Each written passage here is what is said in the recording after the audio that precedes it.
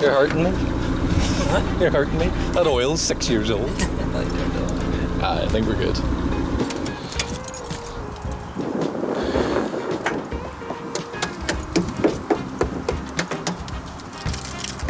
It's soft there, not bad.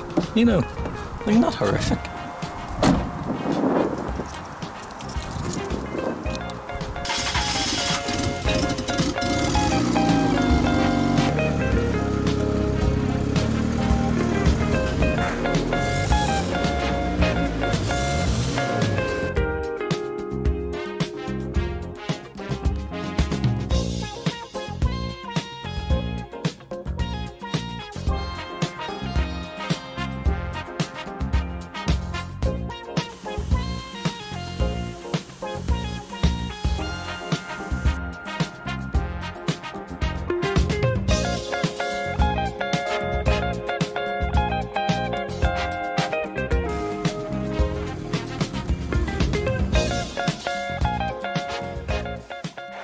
This is the last car in the series of cars that you haven't yet seen. This is a 1.3 Daihatsu Charade. I think it's a 1993. 5-door, front-wheel drive. Just again, another economy car from the early 90s. Something that didn't sell very well in this country, but used to be around in reasonable numbers. But I don't think I've seen one in years. I don't actually know if I've seen another one on the roads. I think I've seen a couple at shows, but you really don't see these about anymore. They came with a really interesting range of engines. You could get the 1 litre non-turbo diesel, which was the most basic spec, normally in a 3-door. Normally, you could also get them in van conversions and all, and they were just made as a city runaround. There's also a 1 litre turbo diesel, which I think actually went quite well, and I'd love to have one just for the weirdness of it. It's a 1 litre 3-cylinder diesel. It's that's just got to be so weird. I'd love to drive one. And then the most well-known version was the 1 litre twin cam petrol turbo. I think initially known as the GTXX, and then later with the more popular one, the GTTI. Those were all 3 doors, came with loads of, kit on them, nice alloys, all that stuff. Actually, speaking of the nice alloys, this is one of the alloys that the GTTIs could come on. I've got a set here that this car used to roll about on. The final engine configuration for this was a 1.3 single cam 4-cylinder. So very similar to the Starlet and the Sarah, but single cam, made by Daihatsu. Fuel injected, although I think some of the earlier ones were carbed, but this one's fuel injected. This one's also a 3-speed automatic, which kind of kills the fun. I bought this car in 2016 and drove it for about a year, 2016, 2017. I got it right after the Starlet. That's sort of the second car I was ever driving on the roads. At the time, I was going back and forth to university a lot, sitting in, 2.5 hours of just city traffic every single day. And the Starlet just wasn't cutting it. It was overheating, trying to drive a manual with no power steering and a heavy clutch and all that for hours each day. Sat in traffic was just no fun. And I was growing very tiresome of it. So I thought, this thing came up. It was sat on a guy's farm for, I think, about 5 years. No MOT, no tax, nothing like that. But it just needed a couple of things to get it back on the road. And I thought, well, it's an automatic, it's very comfortable, the seats are super squishy, the suspension's nice and supple, got power steering. I can't remember if it's got AC. No aircon on this one, although I believe it was an option. Still got like wind up windows and all that sort of stuff. But I thought it'll be perfect for running back and forth to uni over winter, keep the Starlet good, all that. Obviously, I do slightly regret stopping driving the Starlet because it's just been off the road for so long. I drove this for about a year, and funnily, I started to get really annoyed with it. Well, it wasn't that I was annoyed with it, I wasn't getting any joy out of the car. With the 3-speed auto, it's got like 90 horsepower. It was so slow. And the way they've had to do the gearing is because you've only got 3 speeds, and I think it has a top speed of about 100, 110. You need to get all that, you need to take 110 miles an hour and chop it into 3 gears. So first and second is so long. Like trying to just pull away from lights, getting up to speed, trying to pull onto the motorway, it's so bad. And you have to rev the car so hard to get anything out of it because the gearing's so long. And that then means if you're trying to scoot about quite quickly in traffic, it's eating so much fuel because you're having to drive it so hard to make progress. And then if you are sat in the motorway for a long time, it's then screaming because thirds has to be really short because you've only 3 gears. It's a nightmare. That's what really killed this car for me and why I then moved on. We should bring it back, but it needs to be manual because the engine actually makes decent power. The car is reasonably light, and it's such a weird, interesting car. Like I love the old late 80s, early 90s styling that I sort of think with a manual it could be a really cool car. I did actually own another one. It was the next generation. It was a white sedan, not a hatchback. I was driving that about. That was another brilliant car. It was a 1.5, so it had a wee bit more power and a 5-speed manual. And the car was actually like surprisingly quick. Nothing special, but things like 1.4 Civics and like Corolla G6s and all would actually get a fright from it. And I loved that car. But I think it was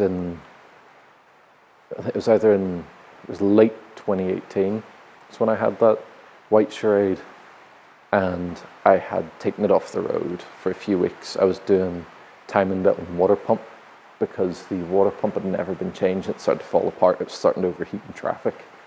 So I had to do that, and while the engine was torn down, just sat in my drive, 2 guys came and tried to steal it. They'd initially hot wired it and tried starting it off the starter, didn't start. When the night they came, there was no timing belt on the car. So most likely piston into valves as soon as they tried to start it off the starter. And then when that didn't work, they tried pushing it out of the driveway, pushing it down the street and bump starting it. Probably just did more damage to the engine. And then they ended up leaving it at the end of the street and set it on fire. So the entire interior was gone. The roof, headline and seats, everything was melted and destroyed. But the rest of the car was still fundamentally good. So when that happened, I stripped the car for all of its suspension, brakes, engine, gearbox, and then all the pieces for the gearbox, so the shifter cables, shifter rods actually, drive shafts, all that stuff. I pulled everything I could out, even the wire and loom and all I pulled out, so that someday when I got round to it, I could take this thing back and take the 5-speed out of that was from that car and put it in this. So I've got what I think is everything to swap this to a 5-speed manual. Just sat there ready to go. So that's the plan with this car. I don't know how far I'm going to take it. The car has little bits of rust. It needs brakes. It needs a couple of things. I'd done a timing belt and water pump and all on this car when I was driving it, so that's fine. It needs a service, of course. But the worst thing about this car, as you can see as it dries off here, is the paint is gone. the previous owner before me had tried polishing it up, because obviously all old cars like this, I think this is single stage red, so there's no lacquer, it's just red with gloss mixed in. Tried polishing it, and every single corner of the car was burned. He'd obviously gone too hard with the rotary polisher, and every corner is starting to show the primer coming through. You can see it here, up here, that corner, literally every sharp edge on the car is showing primer. So the car really needs a repaint if I wanted it to be perfect. I don't know if I'll take it that far. I'd be quite curious, now that I've got the shed, if I could just try repainting something with this. Because I've never painted a car before, not to that extent, done wee sections here and there. And I think this could be a really good place to just try it. Buy a compressor, fix any rust, sand the car down, and just blast it with even more single stage red. See how it comes out. Do the pinstriping again, put on any badges and all. And I think the car actually could look half decent. At my first go trying it in kind of a dirty shed, it'll never be perfect. But if we could get a half decent result out of it, I'd be pretty happy, just to make the car look decent. Beyond the manual swap, I don't know if I'm going to do much. As I showed you there, I've got a set of GTTI alloys to go on it and make the car look better. Because the car's like that flat gloss red with black bumpers, and it's kind of got square headlights and a bit of a grille, I've thought about doing it twin cam style. So like the Northern Irish style that people do A86 11s, so the UK Irish spec, where you lower it, put it on a set of Riva lights or mini lights, leave it black bumpers, red. You've got the 12 valve EFI stickers down the side, so you could 16 valve EFI, you could even do more of those up in the twin cam lettering, but do single cam 16 valve on it. I think that could be quite cool. And you could even then think about putting a set of the like rally style 4 fog lights on the front. I think that could be a cool way to just make the car a bit more interesting, but without it being like a full build or a full like mad project. I think the manual swap is going to be hard enough to tackle with this. But yeah, so that's the car. It's a really cool car. I love the interior. The seats are just like so soft and cloth.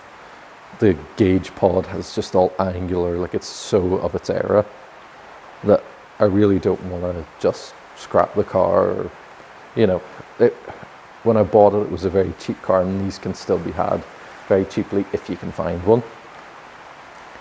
But I just really, really like it, so I want to do something half interesting with it and make it a car that I enjoy driving, because in the form it is now with the automatic, there's literally no fun driving it.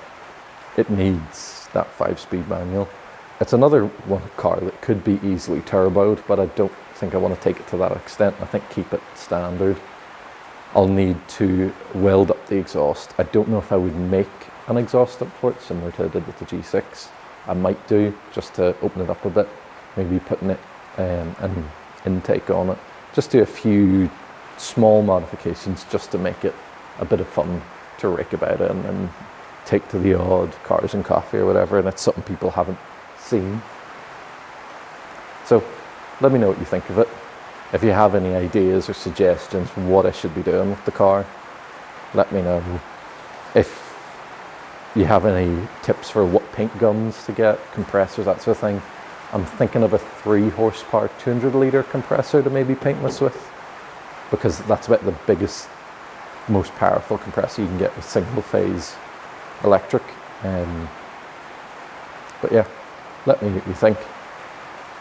This car we're going to get into straight away.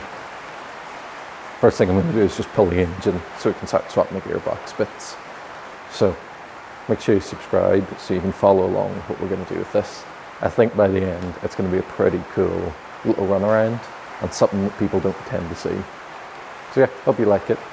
Let me know if you have anything. See you later. much do you want? Keep going. There's loads here. Keep going.